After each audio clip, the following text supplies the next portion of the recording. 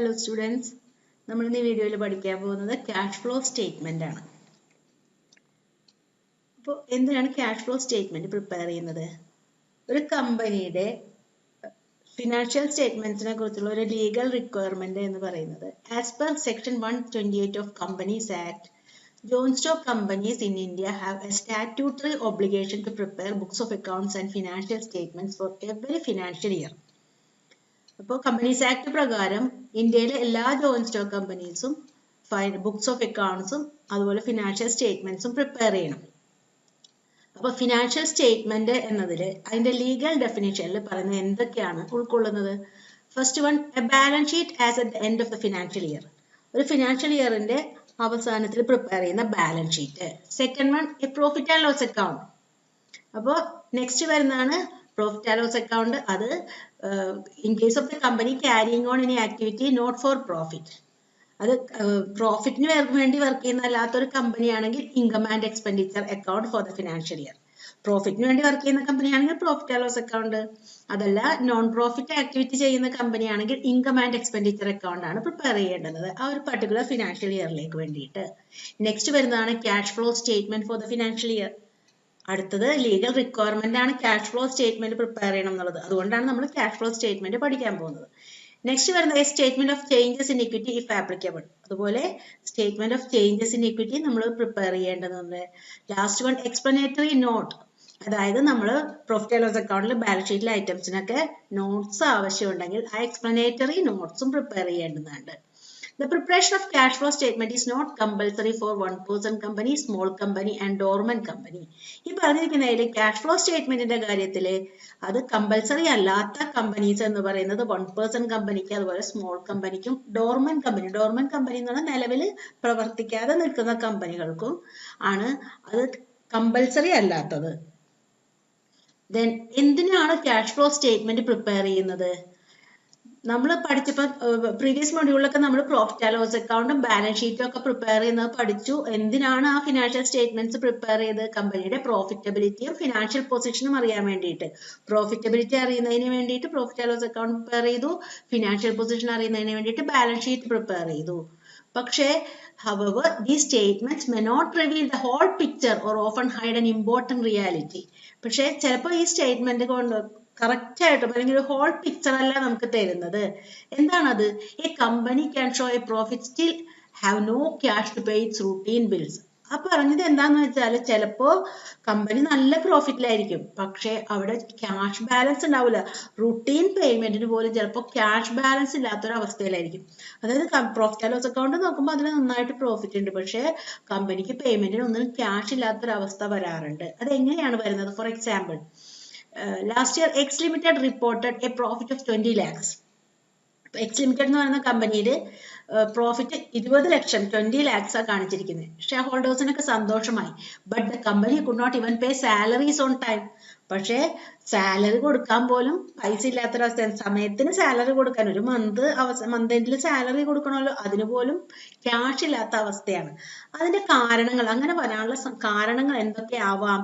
The company had huge credit sales. കമ്പനിക്ക് credit sale ഒത്തിരി ഉണ്ട്. ക്രെഡിറ്റ് സെയിലിന്റെ പ്രത്യേകത എന്താണ്?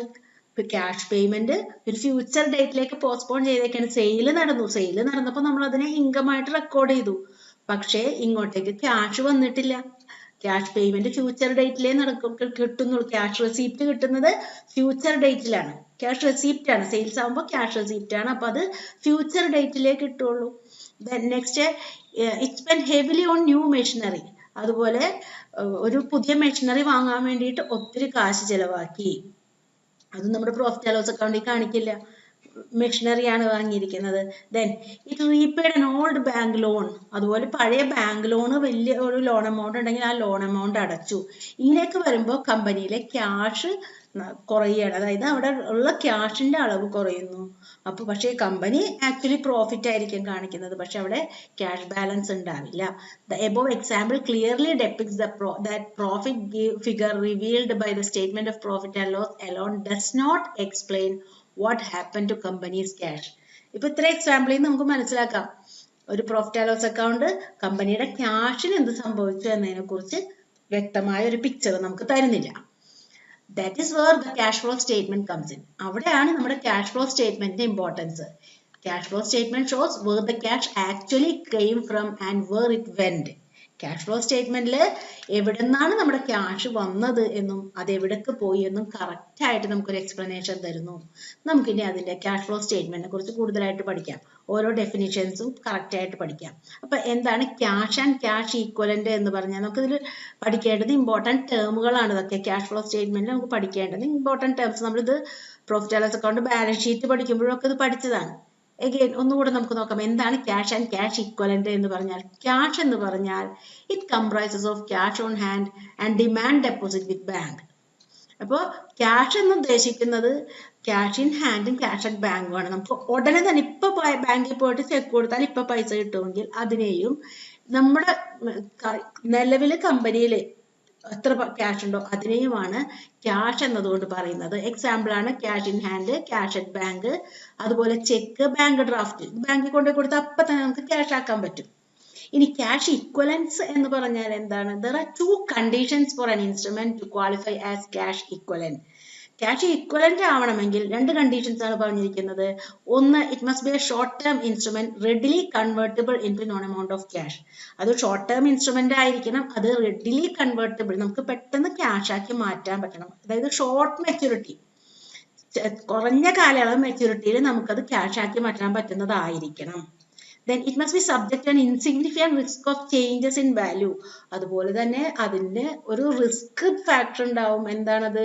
വാല്യൂവിൽ ചിലപ്പോൾ പെട്ടെന്ന് ചേഞ്ചസ് വരാം. എക്സാമ്പിൾ ആണ് treasury bill, commercial paper, certificate of deposits. Then അടുത്ത ടേം നമ്മൾ പഠിക്കാനുള്ളത് ക്യാഷ് ഇൻഫ്ലോസും ക്യാഷ് ഔട്ട്ഫ്ലോസും എന്താണ്? ക്യാഷ് ഫ്ലോസ് എന്താ? ക്യാഷ് ഫ്ലോസ് എന്ന് പറഞ്ഞാൽ inflows and outflows of cash and cash equivalent. Cash equivalents, ക്യാഷിന്റെയും ക്യാഷ് ഈക്വലൻസിന്റെയും ഇൻഫ്ലോയിനെയും ഔട്ട്ഫ്ലോയിനെയുമാണ് നമ്മൾ ക്യാഷ് ഫ്ലോസ് എന്ന ടേം കൊണ്ട് ഉദ്ദേശിക്കുന്നത്. അപ്പൊ എന്താണ് cash inflow? The net effect of a transaction result in increase in cash and cash equivalent. ഒരു ട്രാൻസാക്ഷന്റെ എഫക്റ്റ് നമ്മുടെ കയ്യിലുള്ള ക്യാഷോ ക്യാഷ് ഈക്വലന്റോ കൂടുന്നുവെങ്കിൽ, ഒരു ട്രാൻസാക്ഷൻ നടന്നു കഴിഞ്ഞു, ഫോർ എക്സാമ്പിൾ സെയിൽ നടന്നു, ക്യാഷ് സെയിലാന്ന് വിചാരിക്കുക. അപ്പൊ നമുക്ക് എന്ത് സംഭവിച്ചു? നമ്മുടെ കയ്യിലുള്ള ക്യാഷ് സെയിൽ അല്ലേ, ക്യാഷ് ഇങ്ങോട്ടേക്ക് റിസീവ് ചെയ്യുന്നു, അപ്പൊ ക്യാഷ് കൂടുന്നു. അപ്പൊ ഒരു ട്രാൻസാക്ഷന്റെ നെറ്റ് എഫക്റ്റ് എന്താണ്? നമ്മുടെ കയ്യിലുള്ള ക്യാഷ് ബാലൻസ് കൂടി. അങ്ങനെയാണെങ്കിൽ അതിനെയാണ് നമ്മൾ ക്യാഷ് ഇൻഫ്ലോ എന്ന് പറയുന്നത്. എക്സാമ്പിൾ ആണ് cash sale, issue of share, sale of fixed asset etcetera. ഇതൊക്കെ നമുക്ക് നമ്മുടെ കയ്യിലുള്ള ക്യാഷ് ബാലൻസ് ഇൻക്രീസ് ചെയ്യുന്ന ഐറ്റംസ് ആണ്. നെക്സ്റ്റ് വരുന്നതാണ് cash outflow. The net effect of a transaction result in decrease in cash and cash equivalent. ഒരു transaction നടന്നു കഴിഞ്ഞാൽ അത് നമ്മുടെ കയ്യിലുള്ള ക്യാഷിന്റെ ബാലൻസിനെ അല്ലെങ്കിൽ ക്യാഷ് ഇക്വലൻസിനെ കുറക്കുന്നുവെങ്കിൽ അതിന് നമ്മൾ പറയുന്നതാണ് ക്യാഷ് ഔട്ട്ഫ്ലോ. ഇപ്പൊ നമ്മൾ പർച്ചേസ് നടത്തുമ്പോൾ നമ്മൾ അങ്ങോട്ടേക്ക് പേയ്മെന്റ് നടത്തണം. ചിലപ്പോൾ ക്യാഷ് ആയിരിക്കാൻ കൊടുക്കുന്നത്, അല്ലെങ്കിൽ അവർക്ക് ചെക്ക് ആയിരിക്കാൻ കൊടുക്കുന്നത്. അപ്പൊ നമ്മുടെ ക്യാഷ് അല്ലെങ്കിൽ ക്യാഷ് ഈക്വലന്റിന് കുറവ് സംഭവിക്കുന്നു. Example cash purchases, buyback of shares, cash purchase of fixed asset. ഇതൊക്കെ നമ്മുടെ ബിസിനസ്സിലെ ക്യാഷിന് കുറവ് വരുത്തുന്നു.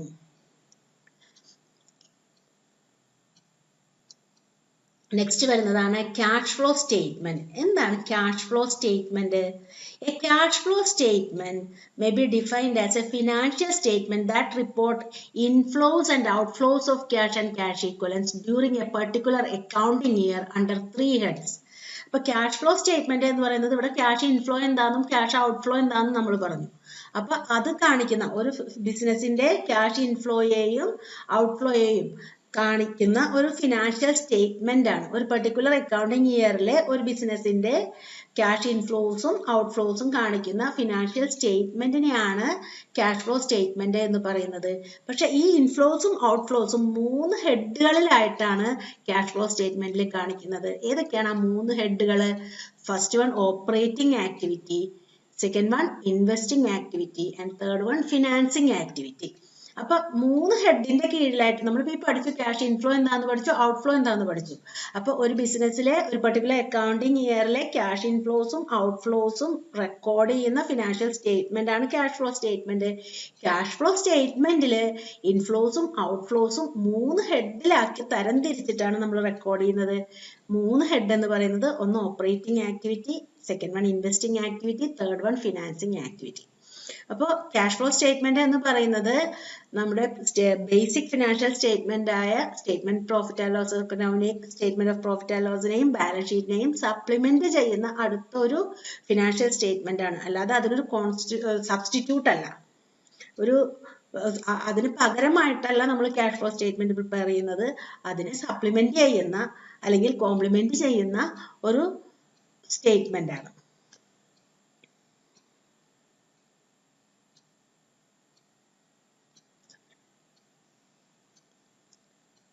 Then next നമ്മൾ നോക്കുന്നത് is it mandatory to prepare cash flow statement?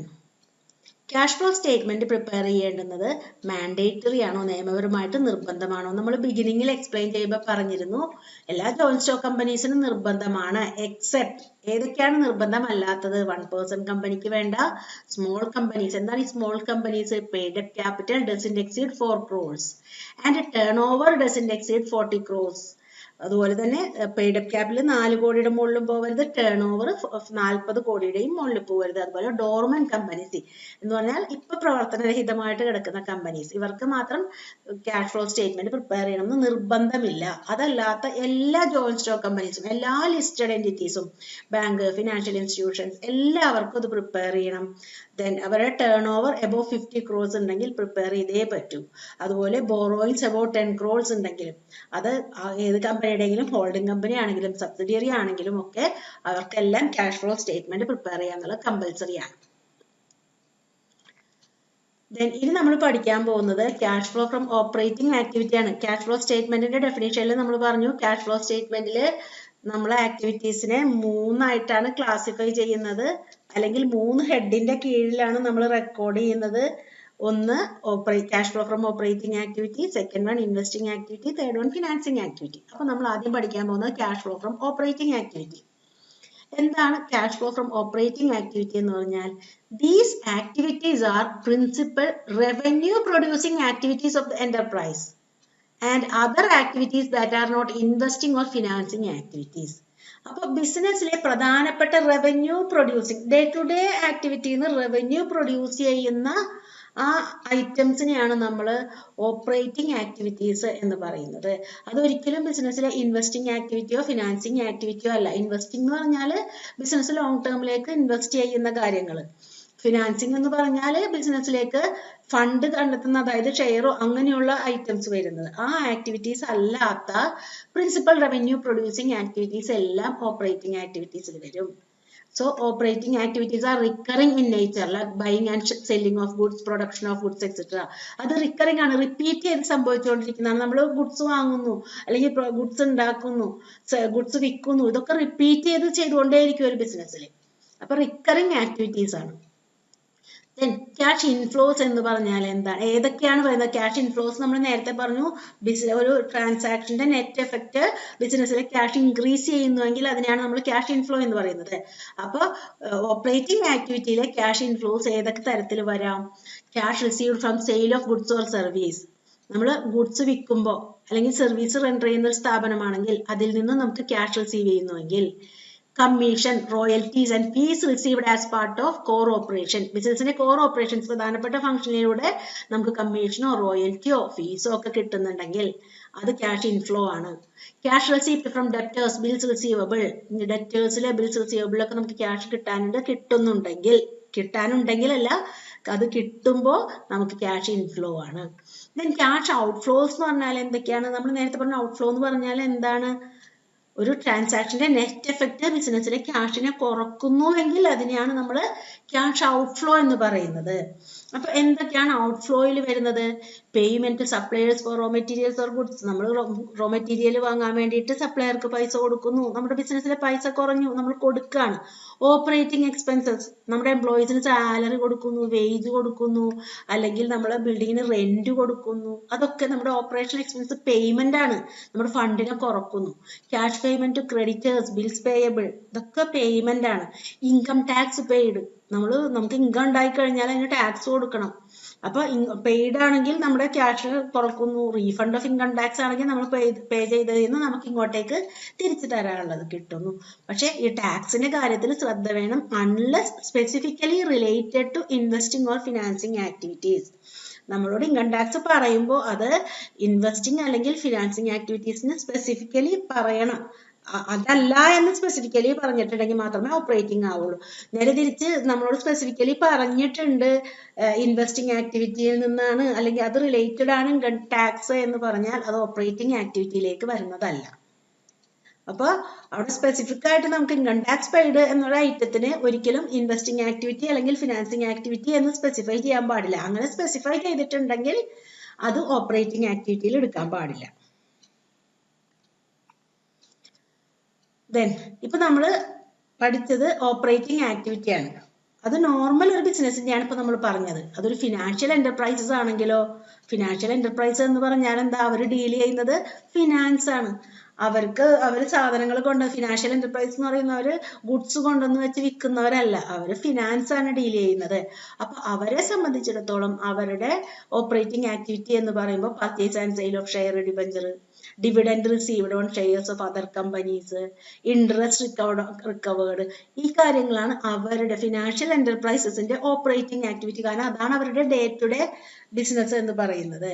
ഇനി അത് തന്നെ ഒരു റിയൽ എസ്റ്റേറ്റ് ബിസിനസ് ആകുമ്പോഴോ അവർക്ക് എന്തൊക്കെയാണ് അവരുടെ ഈ ഡേ ടു ഡേ ഓപ്പറേറ്റിംഗ് ആക്ടിവിറ്റിയിൽ വരുന്നത്? Purchase of land and building, അവർ റിയൽ എസ്റ്റേറ്റ് ആണ് അവരുടെ ബിസിനസ്.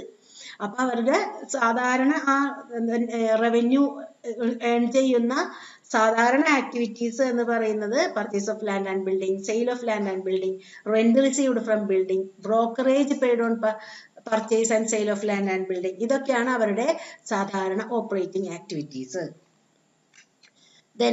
നെക്സ്റ്റ് വരുന്നത് നമ്മൾ പറഞ്ഞു 3 ആക്ടിവിറ്റീസ് ആണ്. ഓപ്പറേറ്റിംഗ് ആക്ടിവിറ്റി ഉണ്ട്, ഇൻവെസ്റ്റിംഗ് ആക്ടിവിറ്റി ഉണ്ട്, ഫിനാൻസിങ് ആക്ടിവിറ്റി ഉണ്ട്. അപ്പൊ നമുക്ക് ഈ ഒരു വീഡിയോയിൽ നമുക്ക് ഇൻവെസ്റ്റിംഗ് ആക്ടിവിറ്റി ജസ്റ്റ് എന്താണെന്നൊന്ന് നോക്കിയിട്ട് പോവാം. ഇൻവെസ്റ്റിംഗ് ആക്ടിവിറ്റി ഒക്കെ നെക്സ്റ്റ് വീഡിയോയിൽ നമുക്ക് ഡീറ്റെയിൽ ആയിട്ട് പഠിക്കാം. ഈ വീഡിയോയിൽ നമ്മൾ ഓപ്പറേറ്റിംഗ് ആക്ടിവിറ്റി ആണ് ഡീറ്റെയിൽ ആയിട്ട് പഠിക്കാൻ പോകുന്നത്. അപ്പോൾ ഇൻവെസ്റ്റിംഗ് ആക്ടിവിറ്റീസ് എന്ന് പറഞ്ഞാൽ these are acquisition and disposal of long term assets and other investment not included in cash equivalents. അപ്പോൾ എന്തുമായിട്ട് ലോങ് ടേം അസറ്റ്സ് വാങ്ങുന്നതോ വിൽക്കുന്നതോ അല്ലെങ്കിൽ ഇൻവെസ്റ്റ്മെന്റ് വാങ്ങുന്നതോ മറ്റുമാണ് ക്യാഷ് ഇക്വലൻസി പെടാത്തതായിട്ടുള്ള കാര്യങ്ങൾ ആണ് ഇൻവെസ്റ്റിംഗ് ആക്ടിവിറ്റീസിൽ വരുന്നത്. അപ്പൊ അതിന്റെ എക്സാമ്പിൾ പറയുന്നത് ക്യാഷ് ഇൻഫ്ലോ എന്ന് പറയുന്നത് ചിലപ്പോൾ ഫിക്സഡ് അസറ്റ് വിൽക്കുന്നതാവാം, അല്ലെങ്കിൽ ഇൻവെസ്റ്റ്മെന്റ് വിൽക്കുന്നതാവാം, അതായത് ഷെയർസോ ഡിബഞ്ചേഴ്സോ ഒക്കെ വിൽക്കുന്നതാവാം. ഇതൊക്കെ നമുക്ക് ക്യാഷ് ഇങ്ങോട്ടേക്ക് റെസീറ്റ് വരുന്നു. ക്യാഷ് പേയ്മെന്റ് നടക്കുന്നത് ചിലപ്പോൾ ഫിക്സഡ് അസറ്റ് വാങ്ങുമ്പോഴാവാം, അല്ലെങ്കിൽ ഇൻവെസ്റ്റ്മെന്റ് വാങ്ങുമ്പോഴാവാം. ഇതൊക്കെയാണ് ഇൻവെസ്റ്റിംഗ് ആക്ടിവിറ്റീസിലെ നമുക്ക് ക്യാഷ് ഫ്ലോ വരുന്നത്. നെക്സ്റ്റ് നമ്മൾ തേർഡ് ആക്ടിവിറ്റി പറഞ്ഞിരുന്നു ഫിനാൻസിങ് ആക്ടിവിറ്റി. ഫിനാൻസിങ് ആക്ടിവിറ്റി എന്ന് പറഞ്ഞാൽ that result in change in the size and composition of owners capital and borrowings of the enterprise. ഈ ആക്ടിവിറ്റീസ് നടന്നു കഴിഞ്ഞാൽ കമ്പനിയുടെ ഓണേഴ്സ് ക്യാപിറ്റലിനും അതുപോലെ തന്നെ ബോറോയിങ്സിലും മാറ്റം വരുന്നു. അങ്ങനെയുള്ള ആക്ടിവിറ്റീസിനെയാണ് നമ്മൾ ഫിനാൻസിങ് ആക്ടിവിറ്റീസ് എന്ന് പറയുന്നത്. അപ്പൊ ഇൻഫ്ലോ വരുന്നത് ഏതൊക്കെയാണ്? ഷെയർ ഇഷ്യൂ ചെയ്യുന്നു, അല്ലെങ്കിൽ നമ്മൾ ഇൻട്രസ്റ്റ് റിസീവ് ചെയ്യുന്നു, പ്രിഫറൻസ് ഷെയർ ഇഷ്യൂ ചെയ്യുന്നു, ഇതൊക്കെ ക്യാഷ് ഇങ്ങോട്ടേക്ക് ഇൻഫ്ലോ വരും. ഫിനാൻസിങ് അതായത് ഓണേഴ്സ് ക്യാപിറ്റലിൽ മാറ്റം വരും. ഇനി നമുക്ക് അതുപോലെ തന്നെ ലോൺസ് ആൻഡ് അഡ്വാൻസസ്, ലോൺ വാങ്ങുമ്പോൾ നമ്മുടെ ബോറോയിങ്സ് കൂടി. നെക്സ്റ്റ് ക്യാഷ് ഔട്ട്ഫ്ലോ എന്ന് പറയുമ്പോൾ ബൈബാക്ക് ഓഫ് ഇക്വിറ്റി ഷെയർസ് ആവാം. ബൈബാക്ക് എന്ന് പറയുന്നത് നമ്മൾ കമ്പനി ആ ഷെയറുകളെല്ലാം തിരിച്ചു വാങ്ങുന്നു, അല്ലെങ്കിൽ redemption of preference share redeem ചെയ്യുന്നു. ഇതൊക്കെ കമ്പനിക്ക് പേയ്മെന്റ് വരുന്നതാണ്. അപ്പൊ ഈ ഐറ്റംസ് ഒക്കെയാണ് ക്യാഷ് ഫ്ലോ ഫ്രം ഫിനാൻസിങ് ആക്ടിവിറ്റീസിൽ വരുന്നത്. Cash flow from computation of cash flow from operating activities. നമുക്ക് അതിന്റെ ഫോർമാറ്റ് ഒന്ന് നോക്കാം. എങ്ങനെയാണ് ആ cash flow from operating activities കണ്ടുപിടിക്കാനുള്ള ആ സ്റ്റേറ്റ്മെന്റിന്റെ ഫോർമാറ്റ്. ഇവിടെ നമുക്ക് 2 മെത്തേഡ് ഉണ്ട്. ഡയറക്റ്റ് മെത്തേഡും ഉണ്ട്, ഇൻഡയറക്റ്റ് മെത്തേഡും ഉണ്ട്. ഓപ്പറേറ്റിംഗ് ആക്ടിവിറ്റീസ് കണ്ടുപിടിക്കാൻ മാത്രം. നമ്മളിപ്പോൾ 3 തരം ആക്ടിവിറ്റീസ് പഠിച്ചു. Operating activity, investing activity, financing activity. അതിൽ ഓപ്പറേറ്റിംഗ് ആക്ടിവിറ്റിക്ക് മാത്രം നമുക്ക് 2 മെത്തേഡ് ഉണ്ട്. ഇൻവെസ്റ്റിംഗ് ആക്ടിവിറ്റിക്കും ഫിനാൻസിങ് ആക്ടിവിറ്റിക്കും ഒറ്റ മെത്തേഡേ ഉള്ളൂ. പക്ഷേ ഓപ്പറേറ്റിംഗ് ആക്ടിവിറ്റിക്ക് ഡയറക്റ്റ് മെത്തേഡും ഉണ്ട്, ഇൻഡയറക്റ്റ് മെത്തേഡും ഉണ്ട്. അപ്പോൾ ഡയറക്റ്റ് മെത്തേഡിൽ എന്താണ് നമ്മുടെ ഫോർമാറ്റ്? ഡയറക്റ്റ് മെത്തേഡിൽ നമ്മൾ വേറെ ഒന്നും ചെയ്യുന്നില്ല. നമുക്ക് വരുന്ന ക്യാഷ് റെസീപ്റ്റുകൾ മാത്രം, ഒറിജിനലി ക്യാഷ് എന്തെല്ലാം ഇങ്ങോട്ടേക്ക് വരുന്നു ആ ക്യാഷ് ഇൻഫ്ലോസിനെ എല്ലാം ആദ്യം എടുത്തിട്ട് ആഡ് ചെയ്യും. ദെൻ അതിൽ നിന്ന് ക്യാഷ് ഔട്ട്ഫ്ലോസ്, ക്യാഷ് പുറത്തേക്ക് എന്തെല്ലാം പോകുന്നുണ്ട്, നമ്മുടെ ബിസിനസ്സിൽ നിന്ന് എന്തെല്ലാം ക്യാഷ് പോകുന്നുണ്ട് അതെല്ലാം ലെസ് ചെയ്യുന്നു. അപ്പൊ നമുക്ക് ക്യാഷ് ജനറേറ്റഡ് ഫ്രം ഓപ്പറേഷൻസ് കിട്ടും. Operations before tax and extra ordinary items. അപ്പൊ അതിൽ നിന്ന് നമ്മൾ ടാക്സിന്റെ അഡ്ജസ്റ്റ്മെന്റ് നടത്തും. ദെൻ എക്സ്ട്രാ ഓർഡിനറി ഐറ്റംസ് ഉണ്ടെങ്കിൽ അതിന്റെ അഡ്ജസ്റ്റ്മെന്റ് നടത്തും. അപ്പൊ നമുക്ക് കിട്ടുന്നതാണ് cash flow from operating activity. അപ്പൊ എന്തൊക്കെയാണ് നമുക്ക് വരുന്ന ഐറ്റംസ്? ഞാൻ പറഞ്ഞു, ക്യാഷ് ഇങ്ങോട്ടേക്ക് എന്തെല്ലാം ഇൻഫ്ലോ വരുന്നു അതെല്ലാം നമ്മൾ ആദ്യം ആഡ് ചെയ്യും. അതിൽ നിന്നാണ് നമ്മൾ ക്യാഷ് ഔട്ട്ഫ്ലോസ് എല്ലാം ലെസ് ചെയ്യുക. അപ്പൊ ഇൻഫ്ലോ എന്തിൽ നിന്നെല്ലാം വരാം? ക്യാഷ് ഐറ്റംസ് മാത്രമേ റെക്കോർഡ് ചെയ്യുള്ളൂ. റിയലി ക്യാഷ് ഇങ്ങോട്ടേക്ക് വരുന്നതും ക്യാഷ് പോകുന്നതും. ക്യാഷ് വന്നിട്ടില്ല, പോയിട്ടില്ല. ഫോർ എക്സാമ്പിൾ ഔട്ട്സ്റ്റാൻഡിങ് ഐറ്റംസ് ഉണ്ട്, അല്ലെങ്കിൽ അങ്ങനെയുള്ള ഐറ്റംസ് നമുക്ക് ക്യാഷ് വരുന്നില്ല, ക്യാഷ് പോകുന്നില്ല. അപ്പൊ ക്യാഷ് വരികയും പോവുകയും ചെയ്യാത്ത ഐറ്റംസ്, ഡിപ്രിസിയേഷൻ വരുന്നു, ഡിപ്രിസിയേഷന് ക്യാഷ് വരുന്നില്ല, പോകുന്നില്ല, അങ്ങനെയുള്ള ഐറ്റംസ് ഒന്നും ഇവിടെ നമ്മൾ എടുക്കില്ല. ക്യാഷ് ഇങ്ങോട്ടേക്ക് വരികയോ പോവുകയോ ചെയ്യുന്ന ഐറ്റംസ് മാത്രമേ റെക്കോർഡ് ചെയ്യുള്ളൂ. അപ്പോൾ ഒന്ന് ക്യാഷ് സെയിൽ, ഗുഡ്സ് ആവാം അല്ലെങ്കിൽ സർവീസ് ആവാം. അപ്പൊ അതിന് നമുക്ക് ക്യാഷ് സെയിൽ നടന്നിട്ടുണ്ടെങ്കിൽ നമുക്ക് കിട്ടുന്നത് ആ earnings. Then cash receipt from royalty, fees, commission and other revenue. വേറെ ഏതെങ്കിലും രീതിയിൽ നമുക്ക് റവന്യൂ ഉണ്ടായിട്ടുണ്ടെങ്കിൽ, അല്ലെങ്കിൽ ഡെപ്റ്റേഴ്സിൽ നിന്നും നമ്മൾ ക്യാഷ് റിസീവ് ചെയ്തിട്ടുണ്ടെങ്കിൽ, ഇതൊക്കെയാണ് നമുക്ക് ഇത്രയും ഇൻകംസ് വരുന്നത്. ദെൻ അടുത്തത് നമുക്ക് പേയ്മെന്റ് എന്തെല്ലാം? Cash purchase. നമ്മൾ ക്യാഷ് പർച്ചേസ് നടത്തുന്നെങ്കിൽ ലെസ് ചെയ്യാനുള്ള ഐറ്റംസ് ഒക്കെ ബ്രാക്കറ്റിൽ ഇടണം. ഇവിടെ ബ്രാക്കറ്റ് ഇട്ടിട്ടില്ല, അതൊരു മിസ്റ്റേക്കിൽ പറ്റിയതാണ്. അപ്പോൾ ക്യാഷ് പർച്ചേസസ് നമ്മൾ ലെസ് ചെയ്യണം. പേയ്മെന്റ് ആണ്, നമ്മൾ ക്യാഷ് അങ്ങോട്ടേക്ക് കൊടുക്കുകയാണ്. Cash payment suppliers or creditors, മുമ്പ് വാങ്ങിയ ആൾക്കാർക്ക് പൈസ കൊടുക്കാനുണ്ടായിരുന്നു, അവർക്ക് പൈസ കൊടുത്തു. ക്യാഷ് പേയ്മെന്റ് എംപ്ലോയീസിന് സാലറിയോ വേജോ ഒക്കെ കൊടുത്തു, ഇതൊക്കെ ലെസ് ചെയ്യണം. അതർ ഓപ്പറേറ്റിംഗ് എക്സ്പെൻസ്, റെന്റ് കൊടുക്കാനുണ്ട്, വേറെ എന്തെങ്കിലും എക്സ്പെൻസ് ഉണ്ട്, അങ്ങനെയുള്ള എല്ലാ എക്സ്പെൻസും ലെസ് ചെയ്യുന്നു. അപ്പൊ ഈ ഇൻകംസിൽ നിന്ന് നമ്മൾ എക്സ്പെൻസ് ലെസ് ചെയ്യുമ്പോൾ നമുക്ക് cash generated from operations before taxes and extra ordinary items എന്നുള്ള എമൗണ്ട് കിട്ടും. ഇനി നമ്മൾ ടാക്സ് അഡ്ജസ്റ്റ്മെന്റ് നടത്തണം. അപ്പൊ ഇൻകം ടാക്സ് പെയ്ഡ് ആണെങ്കിൽ നമ്മൾ ലെസ് ചെയ്യണം. നേരെ തിരിച്ച് റീഫണ്ട് എന്തെങ്കിലും തന്നിട്ടുണ്ടെങ്കിൽ, പെയ്ഡ് ഉണ്ടെങ്കിൽ ലെസ് ചെയ്യുക, റീഫണ്ട് എന്തെങ്കിലും തന്നിട്ട്, റീഫണ്ട് എന്ന് പറഞ്ഞാൽ എന്താ? നമ്മൾ പേ ചെയ്തതിന് നമുക്ക് ഇങ്ങോട്ടേക്ക് തിരിച്ചു തന്നു, അത്രയും ടാക്സ് വന്നില്ല എന്ന് പറഞ്ഞിട്ട് നമുക്ക് ഇങ്ങോട്ടേക്ക് തിരിച്ചു തന്നു, ആ എമൗണ്ട് നമ്മൾ ആഡ് ചെയ്യുകയും ചെയ്യണം. ഇപ്പൊ നമുക്ക് അത് അഡ്ജസ്റ്റ് ചെയ്ത് കഴിയുമ്പോൾ നമുക്ക് cash flow before extra ordinary items കിട്ടും. ഇനി ഇതിൽ നമ്മൾ എക്സ്ട്രാ ഓർഡിനറി ഐറ്റംസ് ഉണ്ടെങ്കിൽ നമ്മൾ ആഡ് ചെയ്യാനാണെങ്കിൽ ആഡ് ചെയ്യണം, ലെസ് ചെയ്യാനാണെങ്കിൽ ലെസ് ചെയ്യണം. എന്തൊക്കെയാണ് ഈ എക്സ്ട്രാ ഓർഡിനറി ഐറ്റംസിൽ വരുന്നത്? ചിലപ്പോൾ നാച്ചുറൽ കലാമിറ്റീസ്, ഇപ്പൊ എർത്ത് ഡിസാസ്റ്റർ സെറ്റിൽമെന്റ്, അല്ലെങ്കിൽ ബാഡ് ഡെറ്റ് റിക്കവേർഡ്. ഇപ്പൊ എർത്ത് വന്നു, അപ്പൊ സെറ്റിൽമെന്റ് ആയിട്ട് നമുക്ക് എന്തെങ്കിലും പൈസ കിട്ടി എങ്കിൽ അത് ആഡ് ചെയ്യണം. നമുക്ക് എന്തെങ്കിലും പേയ്മെന്റ് അങ്ങനെ ഏതെങ്കിലും ഭാഗത്തേക്ക് കൊടുക്കേണ്ടി വന്നു എങ്കിൽ നമ്മൾ ലെസ് ചെയ്യണം. അപ്പൊ അങ്ങനെ വരുന്ന എക്സ്ട്രാ ഓർഡിനറി ആയിട്ടുള്ള ഐറ്റംസ്, എക്സ്ട്രാ ഓർഡിനറി എന്ന് പറഞ്ഞാൽ ഡെയിലി ഉള്ള ബിസിനസ് റിലേറ്റഡ് അല്ലാത്ത ആക്ടിവിറ്റീസ് എന്ന് വരുന്നതിനെയാണ് നമ്മൾ എക്സ്ട്രാ ഓർഡിനറി ഐറ്റംസ് എന്ന് പറയുന്നത്. അപ്പൊ അത് ഇങ്ങോട്ടേക്ക് ഇൻകം ആണെങ്കിൽ ആഡ് ചെയ്യണം, ക്യാഷ് ഇൻഫ്ലോ വരുന്നതാണെങ്കിൽ ആഡ് ചെയ്യണം, ക്യാഷ് ഔട്ട്ഫ്ലോ ആണെങ്കിൽ നമ്മൾ ലെസ് ചെയ്യണം. ഇപ്പൊ നമുക്ക് കിട്ടുന്ന ആൻസർ ആണ് net cash flow from. Positive figure ആണ് കിട്ടുന്നതെങ്കിൽ net cash flow from operating activities. Negative ആണ് നമുക്ക് കിട്ടുന്ന ഫിഗർ എങ്കിൽ net cash flow used in operating activities. അങ്ങനെയാണ് നമ്മൾ അതിനെ തരംതിരിക്കുക. നമുക്ക് ചിലപ്പോൾ പോസിറ്റീവ് ഫിഗർ കിട്ടാം, അല്ലെങ്കിൽ നെഗറ്റീവ് ഫിഗർ കിട്ടാം. അപ്പൊ പോസിറ്റീവ് ആണെങ്കിൽ net cash flow from operating activities ആണ്, നെഗറ്റീവ് ഫിഗർ ആണെങ്കിൽ net cash flow used in operating activities. അപ്പൊ നമുക്ക് ഡയറക്റ്റ് മെത്തേഡിന്റെ ഒരു ക്വസ്റ്റ്യൻ നോക്കാം. Calculate cash flow from operating activities by direct method from the following information for the year ended 31/3/2025. അപ്പൊ direct മെത്തേഡില് cash flow from operating activity കണ്ടുപിടിക്കാൻ പറഞ്ഞേക്കാണ്. നമ്മുടെ items നോക്ക്, ക്യാഷ് സെയിൽ ഉണ്ട്, receipt from debtors, commission, brokerage, then ഇതൊക്കെ receipts ആണ്, commission and brokerage received. Then payment to suppliers, cash purchase, ഇത് രണ്ടും പേയ്മെന്റ് ആണ്. ദെൻ ഔട്ട്സ്റ്റാൻഡിങ് സാലറി എന്ന് പറഞ്ഞാൽ എന്താ, സാലറി കൊടുത്തിട്ടില്ല, അപ്പൊ അതൊരു നോൺ ക്യാഷ് ഐറ്റം ആണ്, ക്യാഷ് വരികയോ പോവുകയോ ചെയ്തിട്ടില്ല, അപ്പൊ നമുക്കത് ഈ ഐറ്റം ഇവിടെ എടുക്കണ്ട. നമ്മുടെ ക്യാഷ് ഫ്ലോ സ്റ്റേറ്റ്മെന്റിൽ ക്യാഷ് ഫ്രം ഓപ്പറേറ്റിംഗ് ആക്ടിവിറ്റീസിൽ കാണിക്കേണ്ട, കാരണം ഔട്ട്സ്റ്റാൻഡിങ് സാലറി എന്ന് പറഞ്ഞാൽ കൊടുക്കാനുണ്ട് എന്നാ പറഞ്ഞിരിക്കുന്നത്, അപ്പൊ ക്യാഷ് വരികയോ പോവുകയോ ചെയ്തിട്ടില്ല, അതുകൊണ്ട് ആ ഐറ്റം നമ്മൾ എടുക്കില്ല. ദെൻ ക്യാഷ് പേയ്മെന്റ്സ് ആണ്, സാലറി, റെന്റ്, ഇതൊക്കെ ക്യാഷ് പേയ്മെന്റ് ആണ്, നമ്മൾ കാണിക്കണം.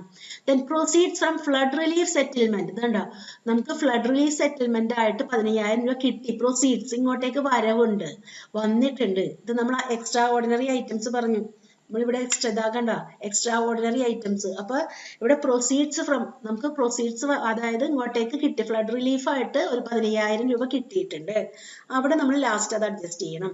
ദെൻ ടാക്സബിൾ ഇൻകം 1 lakh ആണ്, ഇൻകം ടാക്സ് 40% കൊടുക്കണം, അപ്പൊ 1 lakhന്റെ 40% ഇൻകം ടാക്സ് കൊടുക്കണം. ടാക്സ് നമ്മൾ കണ്ടിരുന്നു, ഇവിടെ ഇൻകം ടാക്സ് എവിടെയാ കൊടുക്കണ്ടേ, ഓപ്പറേറ്റിംഗ് ആക്ടിവിറ്റി എന്നുള്ള ഐറ്റംസ് എഴുതിയതിനു ശേഷം ടാക്സിന്റെ അഡ്ജസ്റ്റ്മെന്റ് നടത്തണം. Then administration and selling expenses paid, നമ്മുടെ എക്സ്പെൻസ് ആണ് കാണിക്കണം. ഇൻകം ടാക്സ് റീഫണ്ട്, നമ്മൾ നേരത്തെ പറഞ്ഞു ടാക്സിന്റെ റീഫണ്ട് ഉണ്ടെങ്കിൽ, ടാക്സ് പേ ചെയ്തിട്ടുണ്ടെങ്കിൽ ലെസ് ചെയ്യണം, റീഫണ്ട് ആണെങ്കിൽ നമുക്ക് വീണ്ടും ആഡ് ചെയ്യാം, അപ്പൊ അത് ഇവിടെ റീഫണ്ട് നമ്മൾ ആഡ് ചെയ്യണം. Then sale of fixed asset, sale of fixed asset എന്ന് പറയുന്നത് ഓപ്പറേറ്റിംഗ് ആക്ടിവിറ്റി അല്ല. ഓപ്പറേറ്റിംഗ് ആക്ടിവിറ്റി എന്ന് പറയുന്നതിൽ എന്താണ് വരുന്നത്, ബിസിനസ്സിലെ day to day revenue generating activities ആണ്. അപ്പോൾ അത് സെയിൽ ഓഫ് ഫിക്സഡ് അസറ്റ് എന്നൊക്കെ പറയുന്നത് നമ്മുടെ ലോങ് ടേം ഇൻവെസ്റ്റ്മെന്റിന് വേണ്ടിയിട്ടാണ് നമ്മൾ ഫിക്സഡ് അസറ്റ് വാങ്ങിയിട്ടുണ്ടായിരുന്നത്, അത് വിൽക്കുന്നതാണ്, അതുകൊണ്ട് അത് ഓപ്പറേറ്റിംഗ് ആക്ടിവിറ്റി അല്ല. നമ്മൾ എക്സ്പ്ലെയിൻ ചെയ്യുമ്പോൾ പറഞ്ഞിരുന്നു അത് ഇൻവെസ്റ്റിംഗ് ആക്ടിവിറ്റിയിൽ വരുന്നതാണ്, അപ്പൊ അതുകൊണ്ട് ഈ ഐറ്റം ഇവിടെ വരില്ല. ഡിപ്രിസിയേഷൻ ഓൺ പ്ലാന്റ്, ഡിപ്രിസിയേഷന്റെ പ്രത്യേകത എന്താണ്, അത് നോൺ ക്യാഷ് ഐറ്റം ആണ്, ക്യാഷ് ഇൻഫ്ലോയോ ഔട്ട്ഫ്ലോയോ വരുന്നില്ല. ക്യാഷ് നമുക്ക് ഓപ്പറേറ്റിംഗ് ആക്ടിവിറ്റിയിൽ ക്യാഷ് ഇൻഫ്ലോ അല്ലെങ്കിൽ ഔട്ട്ഫ്ലോ വരുന്നത് മാത്രമേ നമ്മൾ റെക്കോർഡ് ചെയ്യുള്ളൂ. ഇത് ഡിപ്രിസിയേഷൻ എന്ന് പറയുന്നത് ഒരു ലോസ് ആണ്, അതിൽ ക്യാഷ് ഇങ്ങോട്ടേക്ക് വരുന്നുമില്ല, ക്യാഷ് എന്ന് പറയുന്നത് പോകുന്നുമില്ല, അപ്പൊ അതുകൊണ്ട് അതും നമ്മൾ ഇവിടെ എടുക്കില്ല. Then profit on sale of investment എന്ന് പറയുന്നതും നമ്മൾ നേരത്തെ എക്സ്പ്ലെയിൻ ചെയ്യുമ്പോൾ പറഞ്ഞ പോലെ ഇൻവെസ്റ്റിംഗ് ആക്ടിവിറ്റിയിൽ വരുന്നതാണ്, അതുകൊണ്ട് തന്നെ അത് നമ്മൾ ഓപ്പറേറ്റിംഗ് ആക്ടിവിറ്റിയിൽ എടുക്കൂല.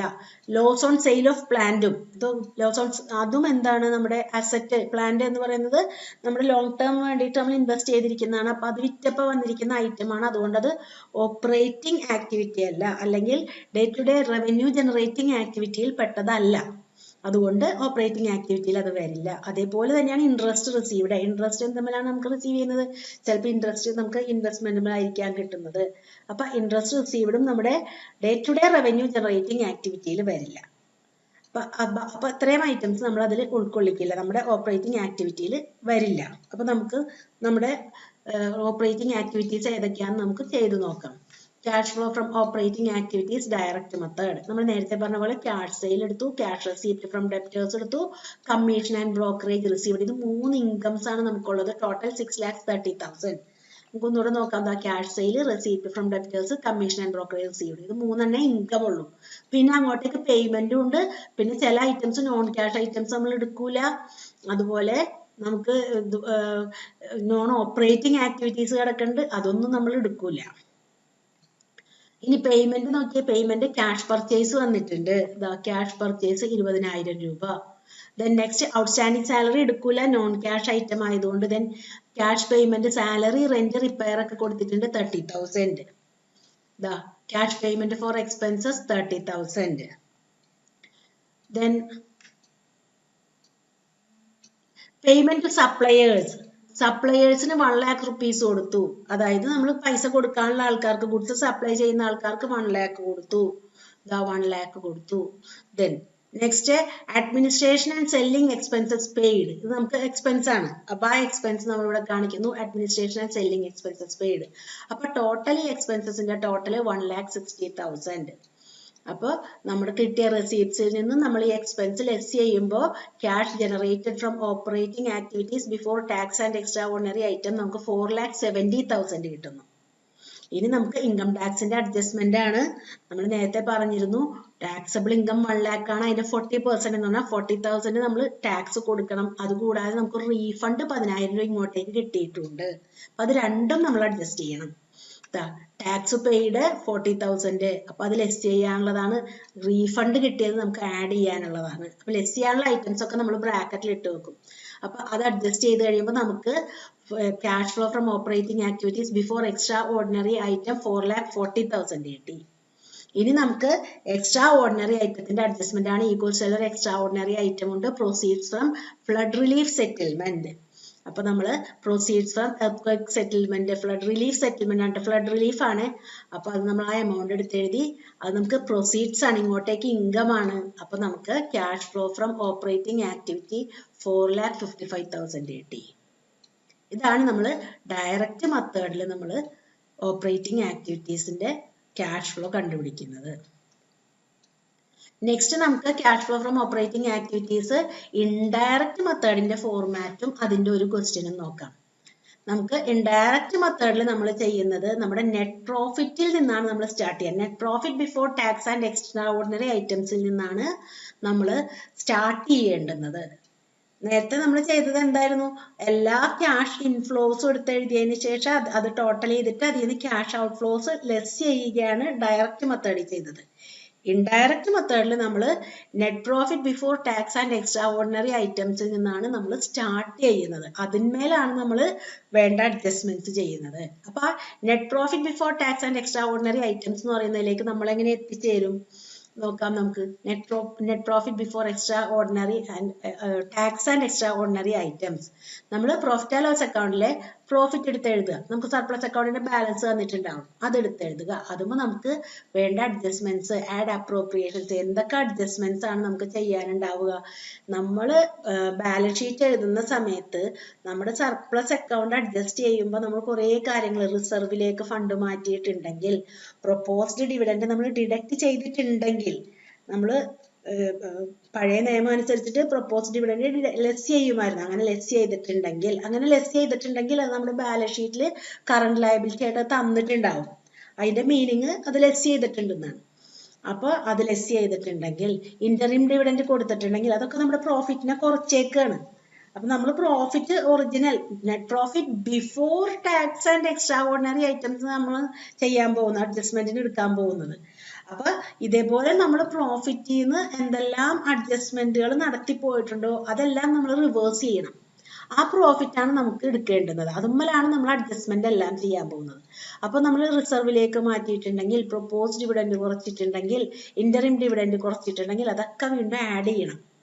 ടാക്സ് കുറച്ചിട്ടുണ്ടെങ്കിൽ അതൊക്കെ നമ്മൾ ആഡ് ചെയ്യണം. Then extra ordinary incomes credit ചെയ്തിട്ടുണ്ടെങ്കിൽ അത് നമ്മൾ ലെസ് ചെയ്യണം.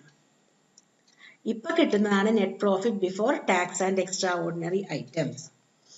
ഈ ടാക്സിൽ നിന്നാണ്, ഈ പ്രോഫിറ്റിൽ നിന്നാണ് നമ്മൾ നമ്മുടെ ഇൻഡയറക്റ്റ് മെത്തേഡിലെ cash flow from operating activities start ചെയ്യുന്നത്. ഇനി നമ്മൾ adjustment for non cash non operating items ആണ് ചെയ്യാൻ പോകുന്നത്. നമുക്ക് പ്രോഫിറ്റ് എടുത്തു കഴിഞ്ഞാൽ പ്രോഫിറ്റുമ്പോൾ നമ്മൾ നോൺ ക്യാഷും നോൺ ഓപ്പറേറ്റിംഗ് ഐറ്റംസിന്റെയും അഡ്ജസ്റ്റ്മെന്റുകൾ നടത്തും. അപ്പൊ അത് എന്തൊക്കെ ആഡ് ചെയ്യണം? നോൺ ക്യാഷ് ഐറ്റംസും നോൺ ഓപ്പറേറ്റിംഗ് ഐറ്റംസിനെയാണ് നമ്മൾ ആഡ് ചെയ്യാനുള്ളത് ആഡ് ചെയ്യും, ലെസ് ചെയ്യാനുള്ളത് ലെസ് ചെയ്യും. നോൺ ക്യാഷ് ആയിട്ടുള്ള ഐറ്റംസ്, അതായത് ക്യാഷ് ഇൻഫ്ലോയോ ഔട്ട്ഫ്ലോയോ ഇല്ല, അല്ലെങ്കിൽ നോൺ ഓപ്പറേറ്റിംഗ്, അതായത് day to day revenue generating അല്ലാത്ത ഈ രണ്ട് കാര്യങ്ങളിൽ ആഡ് ചെയ്യേണ്ടതിന് നമ്മൾ ആഡ് ചെയ്യും, ലെസ് ചെയ്യേണ്ടതിന് നമ്മൾ ലെസ് ചെയ്യും. അപ്പൊ നമ്മൾ പ്രോഫിറ്റ് ആൻഡ് ലോസ് അക്കൗണ്ട് നമ്മൾ പ്രോഫിറ്റിലേക്ക് എത്തുമ്പോൾ നമുക്ക് എന്തെല്ലാം നമ്മൾ ഡെബിറ്റ് ചെയ്തപ്പോഴാണ് നമ്മുടെ പ്രോഫിറ്റ് നമ്മൾ കുറഞ്ഞത്. കാരണം എക്സ്പെൻസുകളെയാണ് നമ്മൾ ഡെബിറ്റ് ചെയ്യുന്നത്. അപ്പൊ ഏതൊക്കെ നമുക്ക് നോൺ ക്യാഷ് ഐറ്റംസ് ഒക്കെ നമ്മൾ ഡെബിറ്റ് ചെയ്യുമ്പോൾ നമ്മുടെ പ്രോഫിറ്റ് കുറഞ്ഞോ അതിനെയൊക്കെ നമ്മൾ ആഡ് ചെയ്യണം. കാരണം നമ്മൾ വീണ്ടും ആ ലെസ് ചെയ്തതിനെയൊക്കെ നമ്മൾ ആഡ് ചെയ്യും. അപ്പൊ ഇവിടെ നോക്കൂ, നമ്മുടെ പ്രോഫിറ്റ് ആൻഡ് ലോസ് അക്കൗണ്ടിൽ നമ്മുടെ ഡിപ്രിസിയേഷൻ, അമോർട്ടൈസേഷൻ എന്ന് പറയുന്നത് ഗുഡ് വില്ലിന്റെയാണ് അമോർട്ടൈസേഷൻ. ഗുഡ് വില്ല് റൈറ്റ് ഓഫ് ചെയ്യുമ്പോഴാണ് നമ്മൾ അമോർട്ടൈസേഷൻ എന്ന് പറയുന്നത്. ഡിപ്രിസിയേഷൻ എന്ന് പറയുന്നത് നമ്മുടെ ഫിക്സഡ് അസറ്റിനെ റൈറ്റ് ഓഫ് ചെയ്യുമ്പോൾ. അപ്പോൾ നമ്മൾ ഡിപ്രിസിയേഷനോ അമോർട്ടൈസേഷനോ റൈറ്റ് ഓഫ് ചെയ്തിട്ടുണ്ടെങ്കിൽ അത് ആഡ് ചെയ്യണം. പ്രിലിമിനറി എക്സ്പെൻസ് റൈറ്റ് ഓഫ് ചെയ്തിട്ടുണ്ടെങ്കിൽ ആഡ് ചെയ്യണം. Loss on sale of fixed asset ഇത് നോൺ ഓപ്പറേറ്റിംഗ് ആക്ടിവിറ്റിയാണ്. അതുകൊണ്ട് ഇത് ഡിപ്രിസിയേഷൻ എന്ന് പറയുന്നത് നമ്മുടെ നോൺ ക്യാഷ് ഐറ്റം ആണ്. Preliminary expense non cash item ആണ്. എന്നാൽ loss on sale of fixed asset എന്ന് പറയുന്നത് നോൺ ഓപ്പറേറ്റിംഗ് ഐറ്റം ആണ്. ഫിക്സഡ് അസറ്റും ഇൻവെസ്റ്റ്മെന്റും ഒക്കെ വാങ്ങുന്നതും വിൽക്കുന്നതും ലോസും ഒക്കെ വരുന്നത് ഇൻവെസ്റ്റിംഗ് ആക്ടിവിറ്റി ആണ്, നോൺ ഓപ്പറേറ്റിംഗ് ഐറ്റംസ് ആണ്. അപ്പൊ നോൺ ഓപ്പറേറ്റിംഗ് ഐറ്റംസിൽ വന്ന ലോസുകൾ ഇവിടെ നോൺ ക്യാഷ് ആയിട്ട് വന്ന എക്സ്പെൻസുകൾ അല്ലെങ്കിൽ ലോസുകൾ. ദെൻ നോൺ ഓപ്പറേറ്റിംഗ് ഐറ്റംസിലെ ലോസുകൾ. Interest expense paid on borrowings. Borrowings എന്ന് പറയുന്നത് ഫിനാൻസിങ് ആക്ടിവിറ്റിയിൽ വരുന്നതാണ്. ഓണേഴ്സ് ഇക്വിറ്റി അല്ലെങ്കിൽ ഓണേഴ്സ് ക്യാപിറ്റലും ബോറോയിങ്സും റിലേറ്റഡ് ആയിട്ടുള്ള കാര്യങ്ങളാണ് ഫിനാൻസിങ് ആക്ടിവിറ്റിയിൽ വരുന്നത്. അപ്പൊ ബോറോയിങ്സിന് ഇൻട്രസ്റ്റ് കൊടുത്തു എന്ന് പറയുന്നത് ഫിനാൻസിങ് ആക്ടിവിറ്റിയാണ്. അതുകൊണ്ട് അത് നോൺ ഓപ്പറേറ്റിംഗ് ആയിട്ടുള്ള എക്സ്പെൻസ് ആണ്. അപ്പൊ അങ്ങനെയുള്ള എക്സ്പെൻസിനെ ലോസിനെയൊക്കെ നമ്മൾ വീണ്ടും ആഡ് ചെയ്യുന്നു, പ്രോഫിറ്റിന്റെ കൂടെ ആഡ് ചെയ്യുന്നു. അപ്പൊ നമുക്ക് ഇൻകം ഉണ്ടെങ്കിലോ നമ്മൾ എന്ത് ചെയ്യണം, അതിനെയൊക്കെ ലെസ് ചെയ്യണം. Profit on sale of fixed asset and investment, ഇത് നോൺ ഓപ്പറേറ്റിംഗ് ഐറ്റം ആണ്. നോൺ ഓപ്പറേറ്റിംഗ് ആയിട്ടുള്ള പ്രോഫിറ്റ് വരവ് വന്നേക്കാണ്. അപ്പൊ അതിനെ നമ്മൾ എന്ത് ചെയ്തു, ലെസ് ചെയ്തു. ഇൻകം ആയിട്ട് കാണിച്ചതിനെയൊക്കെ നമ്മൾ ലെസ് ചെയ്തു. Interest income, rental income, dividend income, ഇങ്ങനെ ഇൻകംസ് ഒക്കെ നമ്മുടെ നോൺ ഓപ്പറേറ്റിംഗ് ആയിട്ടുള്ള ഐറ്റംസ് നമ്മൾ എന്ത് ചെയ്തു, അതിനൊക്കെ നമ്മൾ ഇൻകംസിനെ ലെസ് ചെയ്തു. ഇപ്പൊ നമുക്ക് കിട്ടുന്നതാണ് operating profit before working capital changes. ഇത് അഡ്ജസ്റ്റ് ചെയ്ത് ഈ രണ്ട് ആഡ് ചെയ്യാനുള്ള ആഡ് ചെയ്തു, ലെസ് ചെയ്യാനുള്ള ലെസ് ചെയ്തപ്പോൾ നമുക്ക് കിട്ടുന്നതാണ് operating profit before working capital changes. ഇനി നമ്മൾ വർക്കിംഗ് ക്യാപിറ്റൽ അഡ്ജസ്റ്റ്മെന്റ് നടത്തണം. ഈ വർക്കിംഗ് ക്യാപിറ്റൽ അഡ്ജസ്റ്റ്മെന്റിൽ നമ്മൾ ക്യാഷ് ആൻഡ് ക്യാഷ് ഈക്വലന്റ് എന്നുള്ള ഐറ്റം എടുക്കില്ല, ബാക്കിയുള്ള ഐറ്റംസ് ആണ് എടുക്കുക. അപ്പൊ നമുക്ക് എന്തൊക്കെയാണ് ചെയ്യേണ്ടുന്നത്, കറണ്ട് അസറ്റിൽ ഡിക്രീസ് ഉണ്ടെങ്കിൽ ആഡ് ചെയ്യണം, കറണ്ട് ലയബിലിറ്റീസ് ഇൻക്രീസ് ഉണ്ടെങ്കിൽ നമ്മൾ ആഡ് ചെയ്യണം. അപ്പോൾ ഡിക്രീസ് ഇൻ കറണ്ട് അസറ്റും ഇൻക്രീസ് ഇൻ കറണ്ട് ലയബിലിറ്റിയും നമ്മൾ ആഡ് ചെയ്യണം. ഡിക്രീസ് ഇൻ കറണ്ട് അസറ്റും ഇൻക്രീസ് ഇൻ കറണ്ട് ലയബിലിറ്റിയും. അപ്പൊ കറണ്ട് അസറ്റ് എന്ന് പറയുന്നതിൽ excluding cash and cash equivalent ആണ്. അപ്പൊ അതിൽ എന്തൊക്കെ വരും, ഇൻവെന്ററി, നമ്മുടെ സ്റ്റോക്ക് വരും, debtors, bills receivable, prepaid expense, ഇത്ര ഐറ്റംസ് ആണ് അത് വരുന്നത്. അപ്പൊ അതിൽ ഡിക്രീസ് ആണെങ്കിൽ നമ്മൾ ആഡ് ചെയ്യണം. ഇനി കറണ്ട് ലയബിലിറ്റീസിൽ excluding provision for taxation and dividend payable ആണ് എടുക്കേണ്ടുന്നത്. അതിൽ വരുന്നത് trade creditors, bills payable, outstanding expense, provision for doubtful debts, income received in advance, ഇത്രയും ഐറ്റംസിൽ ഇൻക്രീസ് ഉണ്ടെങ്കിൽ അതും നമ്മൾ ആഡ് ചെയ്യണം. നേരെ തിരിച്ച് എന്തൊക്കെ ലെസ് ചെയ്യണം, ഇൻക്രീസ് ഇൻ കറണ്ട് അസറ്റ് ഉണ്ടെങ്കിലും ഡിക്രീസ് ഇൻ കറണ്ട് ലയബിലിറ്റി ഉണ്ടെങ്കിലും, ഈ കറണ്ട് അസറ്റും കറണ്ട് ലയബിലിറ്റിയും നേരത്തെ പറഞ്ഞ ഐറ്റംസ് തന്നെ, അതിന്റെ ഇൻക്രീസ് ഉണ്ടെങ്കിൽ, കറണ്ട് അസറ്റിൽ ഇൻക്രീസ് ഉണ്ടെങ്കിൽ ലെസ് ചെയ്യണം, കറണ്ട് ലയബിലിറ്റീസിൽ ഡിക്രീസ് ഉണ്ടെങ്കിലും ലെസ് ചെയ്യണം. ഇപ്പൊ നമുക്ക് കിട്ടുന്നതാണ് cash generated from operating activities. അപ്പൊ അത് അഡ്ജസ്റ്റ് ചെയ്ത് കഴിയുമ്പോൾ നമ്മൾ ഈ operating profit before working capital changes ഈ അഡ്ജസ്റ്റ്മെന്റ് ചെയ്ത് കഴിയുമ്പോൾ നമുക്ക് കിട്ടുന്ന ബാലൻസ് ആണ് cash generated from operating activities. ഇതിന് ഇത് ലെസ് ചെയ്യാനുള്ള ആഡ് ചെയ്യാനുള്ള ആഡ് ചെയ്ത്, ലെസ് ചെയ്യാനുള്ള ലെസ് ചെയ്തു. ഇനി നമ്മൾ ഇൻകം ടാക്സിന്റെ അഡ്ജസ്റ്റ്മെന്റ് നേരത്തെ പോലെ പെയ്ഡ് ആണെങ്കിൽ ലെസ് ചെയ്യുക, റീഫണ്ട് ഉണ്ടെങ്കിൽ ആഡ് ചെയ്യുക. അപ്പൊ നമുക്ക് cash flow before extra ordinary item കിട്ടും. ദെൻ എക്സ്ട്രാ ഓർഡിനറി ഐറ്റംസ് ഉണ്ടെങ്കിൽ അതും അഡ്ജസ്റ്റ് ചെയ്ത് കഴിയുമ്പോൾ പോസിറ്റീവ് ഫിഗർ ആണെങ്കിൽ net cash flow from operating activities, negative figure ആണെങ്കിൽ net cash flow used in operating activities എന്ന് കിട്ടും. അപ്പൊ നമുക്കിനി ഒരു ക്വസ്റ്റ്യൻ നോക്കാം. ഇൻഡയറക്റ്റ് മെത്തേഡിന്റെ ഒരു ക്വസ്റ്റ്യൻ. നമുക്കൊരു പ്രോഫിറ്റ് ആൻഡ് ലോസ് അക്കൗണ്ട് ആണ് തന്നേക്കുന്നത്. ഫോർമാറ്റിൽ നമുക്ക് നോട്ട്സ് ടു അക്കൗണ്ട്സോട് കൂടിയിട്ട് നോട്ട്സും എല്ലാം കൂടി ആയിട്ടാണ് തന്നേക്കുന്നത്. ഇവിടെ റവന്യൂ ഫ്രം ഓപ്പറേഷൻ തന്നിട്ടുണ്ട്. ദെൻ അതർ ഇൻകത്തിൽ തന്നേക്കുന്നത് നോട്ട് നമ്പർ 1. അതർ ഇൻകത്തിൽ gain on sale of machinery, interest income ആണ് 2 ഐറ്റം വന്നേക്കുന്നത്. ഇപ്പൊ gain on sale of machinery ഒക്കെ നമുക്കറിയാം നോൺ ഓപ്പറേറ്റിംഗ് ഐറ്റം ആണ്. നമുക്ക് ഓപ്പറേറ്റിംഗ് ഐറ്റംസിന്റെ ആണ് കണ്ടുപിടിക്കേണ്ടുന്നത്. അപ്പൊ നമ്മളിപ്പോ ഇൻഡയറക്റ്റ് മെത്തേഡിന്റെ ഫോർമാറ്റ് പഠിച്ചത് നമുക്ക് ഓർമ്മ വേണം. ദെൻ ഇവിടെ ചേഞ്ച് ഇൻ ഇൻവെന്ററിക്ക് നമുക്ക് നോട്ട് തന്നിട്ടുണ്ട്. Opening inventory less closing inventory ആണ്. അതുപോലെ ഡിപ്രിസിയേഷൻ ഉണ്ട്. ഡിപ്രിസിയേഷൻ ഒക്കെ നമ്മുടെ നോൺ ക്യാഷ് ഐറ്റംസ് ആണ്. ദെൻ ഫിനാൻസ് കോസ്റ്റ് ഉണ്ട്. ദെൻ അതർ എക്സ്പെൻസിൽ നമുക്ക് അതർ എക്സ്പെൻസിന് നോട്ട് തന്നിട്ടുണ്ട്. ഓഫീസ് എക്സ്പെൻസ് ഉണ്ട്, സെല്ലിംഗ് ആൻഡ് ഡിസ്ട്രിബ്യൂഷൻ എക്സ്പെൻസ് ഉണ്ട്, loss on sale of machinery ഉണ്ട്. ഈ loss on sale of machinery ഒക്കെ നോൺ ഓപ്പറേറ്റിംഗ് ആക്ടിവിറ്റി ആണ്. അപ്പൊ നമുക്ക് നമ്മുടെ പ്രോഫിറ്റ് ബിഫോർ ടാക്സ് എന്നാണ് നമ്മൾ സ്റ്റാർട്ട് ചെയ്യേണ്ടുന്നത്. നമ്മൾ നേരത്തെ പറഞ്ഞു profit before tax and extra ordinary items ആണ് എടുക്കേണ്ടുന്നത്. അപ്പൊ പ്രോഫിറ്റ് ബിഫോർ ടാക്സ് എന്ന് വേണം നമ്മൾ എപ്പോഴും സ്റ്റാർട്ട് ചെയ്യാൻ. അപ്പൊ പ്രോഫിറ്റ് ബിഫോർ ടാക്സ്. ഇനി നമുക്ക് അഡീഷണൽ ഇൻഫർമേഷനും കൂടെ ക്വസ്റ്റ്യനിൽ തന്നിട്ടുണ്ട് കേട്ടോ. കുറച്ച് അഡീഷണൽ ഇൻഫർമേഷൻ തന്നിരിക്കുന്നത് 2 വർഷത്തെ ഡാറ്റയാണ്. 31/3/24 31/3/25 ട്രേഡ് റിസീവബിൾ ഡെപ്റ്റേഴ്സ് ഈ വർഷത്തിന്റെ ബിഗിനിങ് അല്ലെങ്കിൽ കഴിഞ്ഞ വർഷത്തിന്റെ അവസാനം 2,04,000 ആയിരുന്നു. അത് ഇപ്പോ 2,34,000 ആയി. Inventories, debtors, inventories, trade payables, outstanding expense. ഈ ഐറ്റംസ് വായിക്കുമ്പോൾ നമുക്ക് ഓർമ്മ വരണം ഇതെന്താണ് നമ്മുടെ കറണ്ട് അസറ്റും കറണ്ട് ലയബിലിറ്റിയിലും വരുന്ന ഐറ്റംസ് ആണ്. അപ്പോൾ ട്രേഡ് റിസീവബിൾ എന്ന് പറഞ്ഞാൽ കറണ്ട് അസറ്റ് ആണ്. കറണ്ട് അസറ്റിന് ഇൻക്രീസ് ആണെങ്കിൽ നമ്മൾ ലെസ് ചെയ്യണം, ഡിക്രീസ് ആണെങ്കിൽ ആഡ് ചെയ്യണം. അപ്പൊ ഇവിടെ നമുക്ക് എന്താ സംഭവിച്ചേക്കുന്നത്? നമുക്ക് ഇൻക്രീസ് ആണ്. 2,04,000 നമുക്ക് ഇൻക്രീസ് ആണ്. അപ്പൊ നമ്മൾ ലെസ് ചെയ്യണം. ദെൻ ഇൻവെന്ററീസ്, ഇതും കറണ്ട് അസറ്റ് ആണ്. ഇൻവെന്ററീസിന് എന്ത് സംഭവിച്ചു? 1,95,000 ആയിരുന്നു 24-ല്, അതിപ്പോ 1,45,000 ആയിട്ട് കുറഞ്ഞു, ഡിക്രീസ് ആണ്. കറണ്ട് അസറ്റ് ഡിക്രീസ് ചെയ്താൽ നമ്മൾ ആഡ് ചെയ്യണം. ദെൻ ട്രേഡ് പേയബിൾ എന്ന് പറഞ്ഞാൽ കറണ്ട് ലയബിലിറ്റി ആണ്. അപ്പൊ നേരെ തിരിച്ച് കറണ്ട് ലയബിലിറ്റി ഇൻക്രീസ് ചെയ്യുമ്പോൾ ആഡ് ചെയ്യണം. ഇതാ നോക്കൂ, ഇവിടെ ഇൻക്രീസ് ആണ്. 44,400 ഉണ്ടായിരുന്നത് 60,000 ആയി മാറി. അപ്പോൾ ഇൻക്രീസ് ആണ്, അതുകൊണ്ട് ആഡ് ചെയ്യണം. ദെൻ ഔട്ട്സ്റ്റാൻഡിങ് എക്സ്പെൻസ്, ഇതും കറണ്ട് ലയബിലിറ്റി ആണ്. ഇൻക്രീസ് ആണെങ്കിൽ ആഡ് ചെയ്യണം, ഡിക്രീസ് ആണെങ്കിൽ നമ്മൾ ലെസ് ചെയ്യണം. അപ്പൊ ഇവിടെ നോക്ക്, ഇവിടെ നമുക്ക് ഡിക്രീസ് ആണ്, അതുകൊണ്ട് നമ്മൾ ലെസ് ചെയ്യണം. 5,600 ഉണ്ടായിരുന്നത് 5,000 ആയി മാറി. അപ്പൊ ഡിക്രീസ് ആണ്, അതുകൊണ്ട് നമ്മൾ ലെസ് ചെയ്യണം.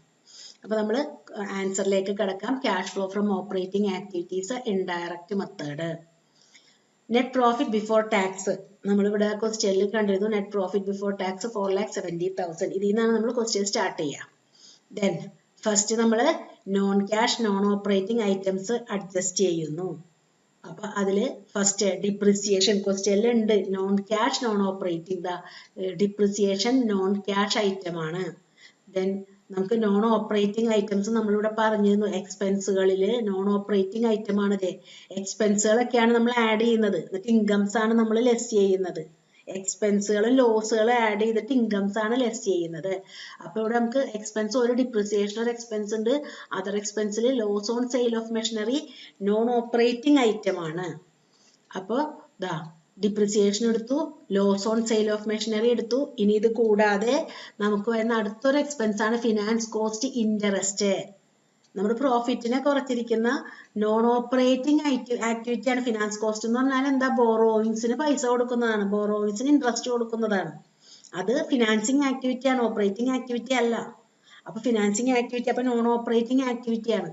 അപ്പൊ എക്സ്പെൻസ് ആയതുകൊണ്ട് നമ്മൾ അതും കൂടെ ആഡ് ചെയ്യുന്നു. അപ്പൊ 3 ഐറ്റം കിട്ടി: depreciation, loss on sale of machinery, finance cost.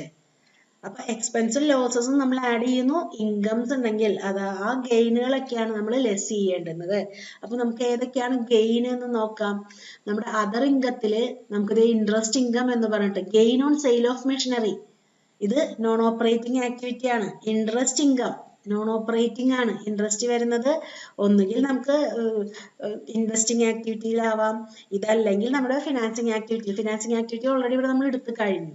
അപ്പോൾ ഇൻട്രസ്റ്റ് ഇൻകം, ഇത് രണ്ടും നമ്മുടെ നോൺ ഓപ്പറേറ്റിംഗ് ഐറ്റംസ് ആണ്. ഇതാ gain on sale of machinery, interest income 3,000, gain on sale of machinery 3,300. ഇതാ 3,300, 3,000 അത് നമുക്ക് ലെസ് ചെയ്യണം. ഇപ്പൊ നമുക്ക് operating profit before working capital changes കിട്ടി. ഇനി ഇതുമല്ലാണ് നമ്മൾ കറണ്ട് അസറ്റ്സും കറണ്ട് ലയബിലിറ്റീസും അഡ്ജസ്റ്റ് ചെയ്യേണ്ടത്. നമ്മൾ നേരത്തെ പറഞ്ഞ പോലെ നമുക്കിവിടെ അസറ്റ് വരുമ്പോൾ കറണ്ട് അസറ്റിന്റെ കേസിൽ decrease in current asset add ചെയ്യണം, ഇൻക്രീസ് ഇൻ കറണ്ട് ലയബിലിറ്റിയും ആഡ് ചെയ്യണം. നമുക്ക് അഡ്ജസ്റ്റ്മെന്റ് നോക്കാം. അപ്പോൾ ഫസ്റ്റ് നമ്മുടെ കറണ്ട് അസറ്റ് എടുക്കുക. ഇവിടെ കറണ്ട് അസറ്റിന് എന്ത് സംഭവിച്ചു? കറണ്ട് അസറ്റ് ഇൻക്രീസ് ചെയ്തിരിക്കുകയാണ്. അപ്പൊ നമ്മൾ അത് എന്ത് ചെയ്യണം? ഇൻക്രീസ് ചെയ്യുമ്പോൾ നമ്മൾ ലെസ് ചെയ്യണം. കറണ്ട് അസറ്റ് ഇൻക്രീസ് ചെയ്യുമ്പോൾ ലെസ് ചെയ്യണം, കറണ്ട് അസറ്റ് ഡിക്രീസ് ചെയ്യുമ്പോൾ ആഡ് ചെയ്യണം. അതുപോലെ ലയബിലിറ്റിയുടെ കാര്യത്തിൽ അത് തിരിച്ചു. ദെൻ ഇൻവെന്ററീസ് നമുക്ക് ഡിക്രീസ് ആണ്, കറണ്ട് അസറ്റിൽ ഡിക്രീസ് ആണ്, അതുകൊണ്ട് നമ്മൾ അത് എന്ത് ചെയ്തു? അത് ആഡ് ചെയ്യുന്നു. ഡിക്രീസ് ഇൻ ഇൻവെന്ററീസ്, അത് ആഡ് ചെയ്തു. ട്രേഡ് പേയബിൾ, കറണ്ട് ലയബിലിറ്റി ഇതായി ഇൻക്രീസ് ചെയ്തേക്കാണ്. കറണ്ട് ലയബിലിറ്റി ഇൻക്രീസ് ചെയ്യുമ്പോൾ നമ്മൾ ആഡ് ചെയ്യണം. അപ്പോൾ ഇതേ current increase in trade payable നമ്മൾ ആഡ് ചെയ്യാൻ എടുത്തു. അപ്പൊ 2 ഐറ്റമാണ് നമുക്ക് ആഡ് ചെയ്യാൻ കിട്ടിയത്. ദെൻ അടുത്ത ഐറ്റം വരുന്നതാണ് ഔട്ട്സ്റ്റാൻഡിങ് എക്സ്പെൻസ്. എന്ത് സംഭവിച്ചു? കറണ്ട് ലയബിലിറ്റിക്ക് ഡിക്രീസ് വന്നു. അപ്പൊ കറണ്ട് ലയബിലിറ്റി ഡിക്രീസ് ചെയ്താൽ നമ്മൾ ലെസ് ചെയ്യണം. അപ്പോൾ നമ്മൾ ആഡ് ചെയ്യേണ്ടുന്ന 2 ഐറ്റംസ് ആഡ് ചെയ്യുന്നു, എന്നിട്ട് ലെസ് ചെയ്യേണ്ടുന്ന 2 ഐറ്റംസ് ലെസ് ചെയ്യുന്നു. ഇപ്പൊ നമുക്ക് കിട്ടുന്നതാണ് ക്യാഷ് ജനറേറ്റഡ് ഫ്രം ഓപ്പറേഷൻസ്. ഇതിൽ നിന്ന് നമ്മൾ ടാക്സിന്റെ അഡ്ജസ്റ്റ്മെന്റ് തന്നിട്ടുണ്ടെങ്കിൽ അത് നടത്തണം. ഇവിടെ ടാക്സ് തന്നിട്ടുണ്ട്, ടാക്സ് 1,20,000. അപ്പൊ നമ്മൾ ആ ടാക്സ് ലെസ് ചെയ്തു. ഇപ്പൊ നമുക്ക് കിട്ടിയത് പോസിറ്റീവ് ഫിഗർ ആണ്. അതുകൊണ്ട് net cash flow from operating activities. ഇങ്ങനെയാണ് നമ്മൾ indirect method cash flow from operating activities ചെയ്യുന്നത്. ഇത് ക്യാഷ് ഫ്ലോ സ്റ്റേറ്റ്മെന്റിന്റെ ഒരു ആക്ടിവിറ്റി, ഫസ്റ്റ് സെക്ഷൻ 3 ആക്ടിവിറ്റീസ് ആയിട്ടാണ്, അല്ലെങ്കിൽ 3 ഹെഡിലാണ് ആക്ടിവിറ്റീസിനെ തരംതിരിച്ചിരിക്കുന്നത്. അതിലൊറ്റ ഹെഡാണ് ഓപ്പറേറ്റിംഗ് ആക്ടിവിറ്റി. ഓപ്പറേറ്റിംഗ് ആക്ടിവിറ്റിക്ക് മാത്രമാണ് ഡയറക്റ്റ് മെത്തേഡും ഇൻഡയറക്റ്റ് മെത്തേഡും ഉള്ളത്. അപ്പൊ അതിൽ നമ്മളിപ്പോ ഡയറക്റ്റ് മെത്തേഡും ഇൻഡയറക്റ്റ് മെത്തേഡും അതിന്റെ ഫോർമാറ്റും ഓരോ ക്വസ്റ്റ്യൻസും വെച്ച് പഠിച്ചു. എല്ലാവരും നന്നായിട്ട് ചെയ്ത് പഠിക്കുക. വീഡിയോ മാക്സിമം ഷെയർ ചെയ്യുക.